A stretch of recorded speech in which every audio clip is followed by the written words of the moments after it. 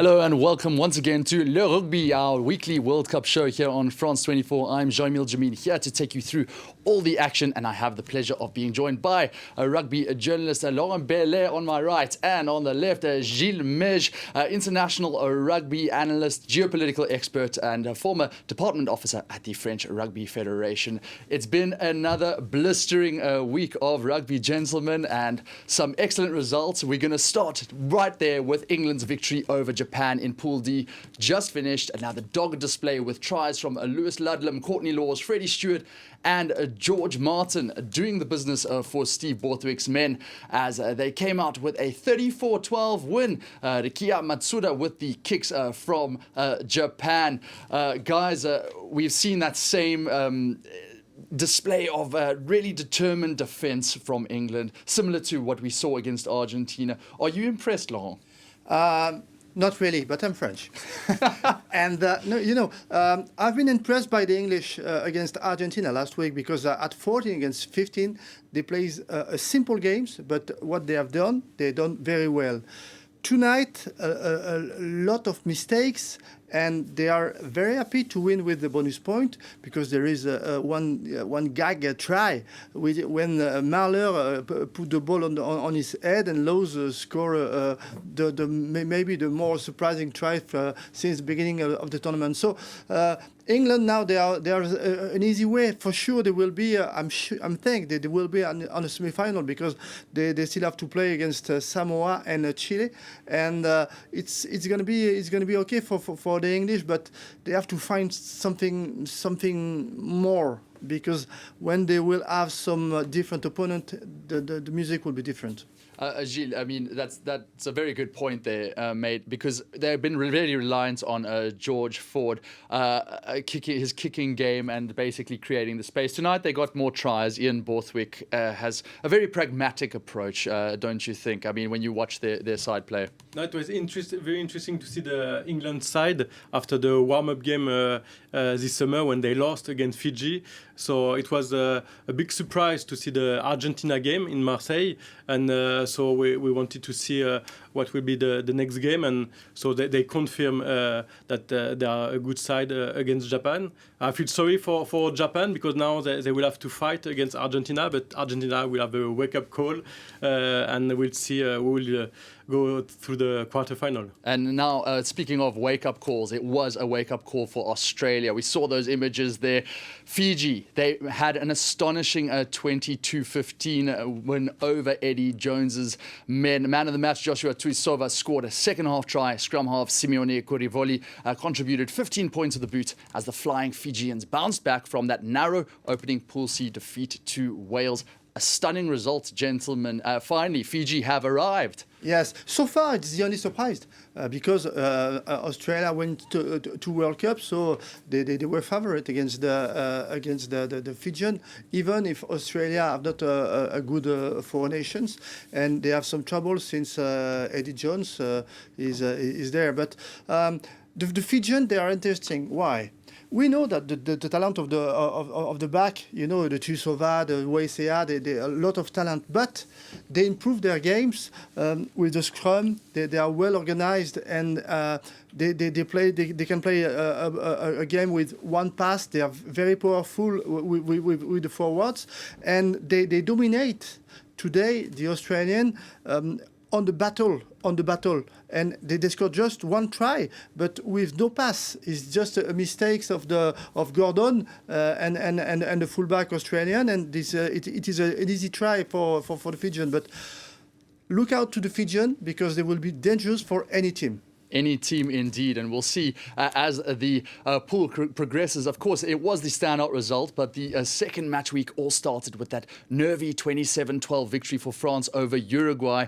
Next up, if we see those results now, New Zealand, they recovered from that French loss to trounce Namibia 71-3. Samoa, they started their campaign with a convincing 43-10 win over Chile.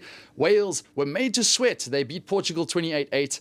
Ireland, they continued their dominance, a 59-16 win over Tonga, and reigning champions South Africa demolished Romania 76-0 with that second string team. Gilles, what result stands out for you over the weekend? No, so this weekend we see lots of what we say tier 2 nation. So it's interesting to see how those team was battling to play the big nation. I feel for Romania, who didn't manage to score against South Africa. So no, I have a look on all this small team, but it's very tough for them.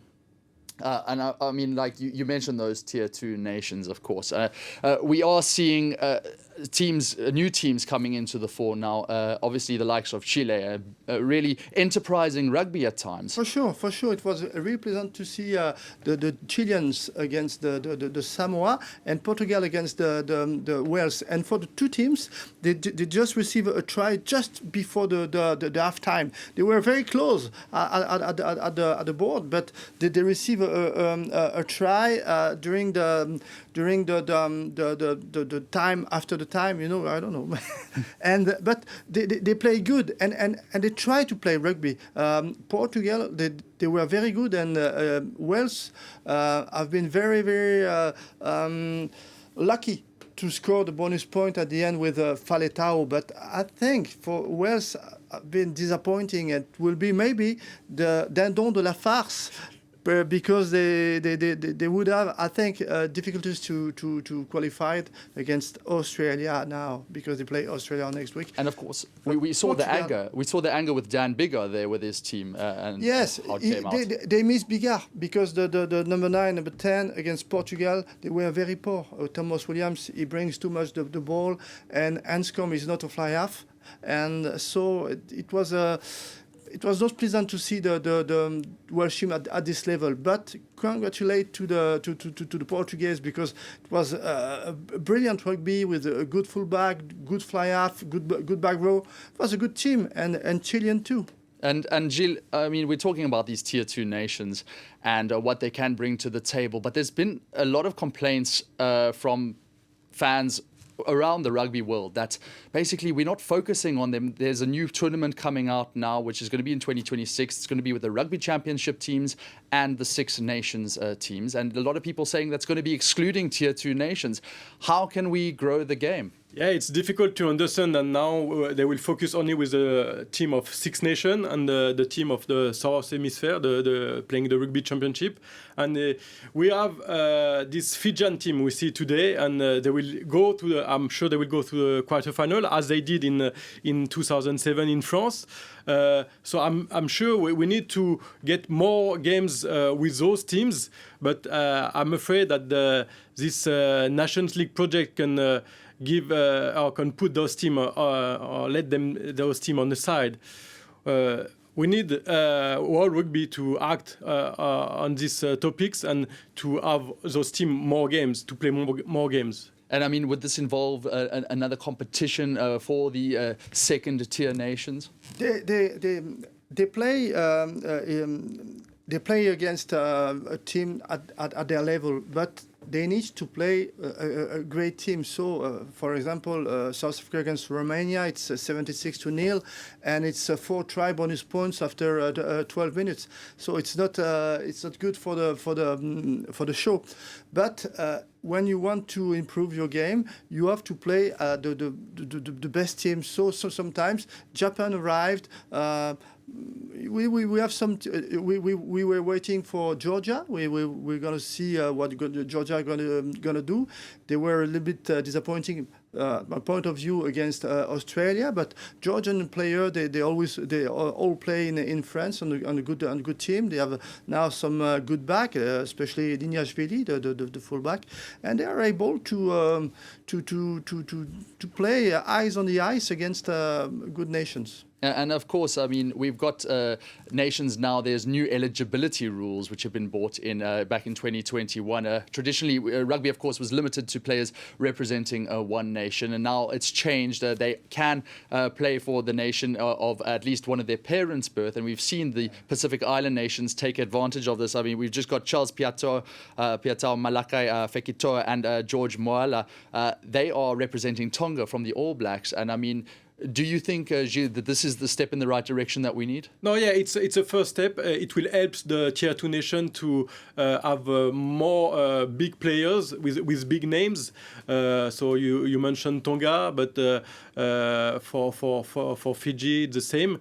And I hope one day those teams will have more games, but also we need to mention that for Fiji, I come back to Fiji, that they have a professional team now. So thanks to the professional team, it can help to get the level of the national team higher. And Laurent, you want to say something? Yes, and you have to remember that in the past, the good Fijian and the good Samoan, they played for the All Blacks.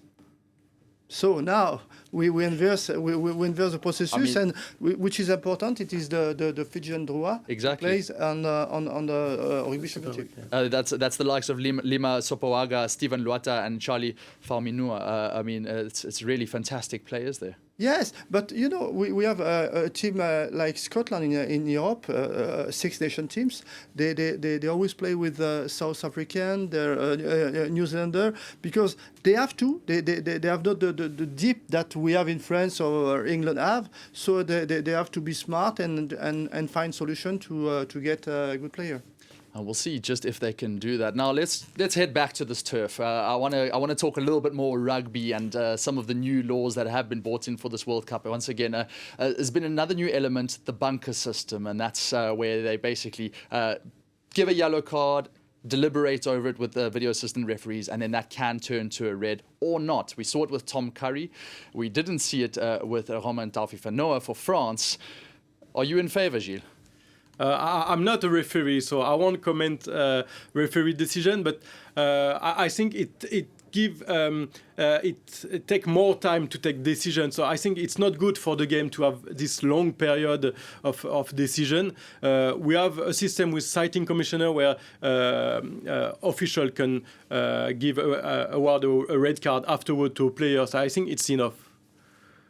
Yes, we have to take care with the video, because no video, it's impossible, because to take the decision, it's really difficult sometimes on the field of rugby.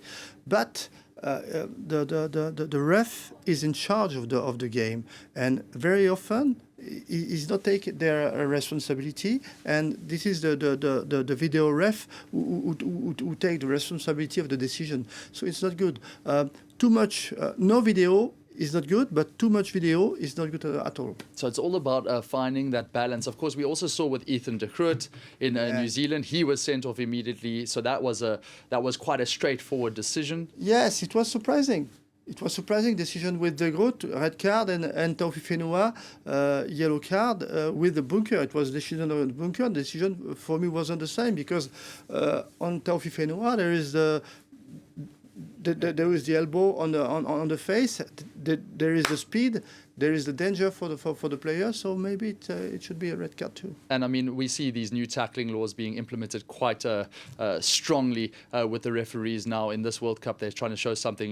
Gilles, have you noticed some improvements, or what can you say about that? No, my concern is on the slow motion. When you see the footage, it's you can see a red card anytime, and when the players when they go down and the tackle is higher, it's difficult. I mean, we saw that with Jesse Creel. It was a still motion of him hitting into the Scottish player, and everyone said that was a red, but they did put it back to the citing commission. And of course, a still can say a million things, can't it? No. I'm not a ref. Very diplomatic. Gentlemen, finally, let's have a look at the next round of fixtures in match day 3. Of course, Pool A sees Italy up against Uruguay. France, they take on Namibia, and then Argentina, they possibly come roaring back with a must-win Samoa clash. We've also got there then the key game, South Africa, Ireland. Is that a standout game for you, Laurent? Yes, because so far they are the two best teams. South Africa, because a very powerful team, well organized. But Irish are very impressed because even like against Tonga, at the beginning of the game, they make unusual mistakes with some fallen ball, but they always find a solution in the game collectively, and they are very well organized. They're very, very good. And the clash against South Africa, it's very difficult to say who's going to win because it will be the game so far after France against New Zealand. We won't show where our allegiances lie just yet because I just want to throw that to you. I mean, Gilles, is this a must-win game for either team? Because, I mean, whoever you come up against in Pool A, as the draw was made back in 2020, it's going to either be probably at this stage New Zealand or France. So for Ireland or South Africa, possibly even Scotland, does it matter if they top the group or not? No, the thing is they will have to play 2 finals in a row. So it will be a final South Africa Ireland, and it will be a final in the quarterfinal to go to the semi-final. It's pool phase, so if you lost the game, you can progress to the quarterfinal. But it means that in quarterfinal we have to play a big game. And as two Frenchmen by my side, who would you rather face in the quarters? It's really difficult, but one word, quickly to mind. I think we are best chance to win against Ireland because we know them. Yeah. You'll go with that too, Gilles? Yeah, Ireland. I will say again that I feel for Ireland who want to progress in semi-final for the very first time. But I think it's better for France to play Ireland. Ireland have a big schedule because they play South Africa and then after they play Scotland. So we don't know about injuries. It's they play 200% the game at this stage. So and we'll see if that quarterfinal curse does continue, gentlemen. That is where we have to end it. Laurent, Bellet, Gilles, Mege, thank you so much for joining on this again Le Rugby special, and we'll be back for more with those results. A crucial weekend awaits in the Rugby World Cup here in France. We'll see you soon.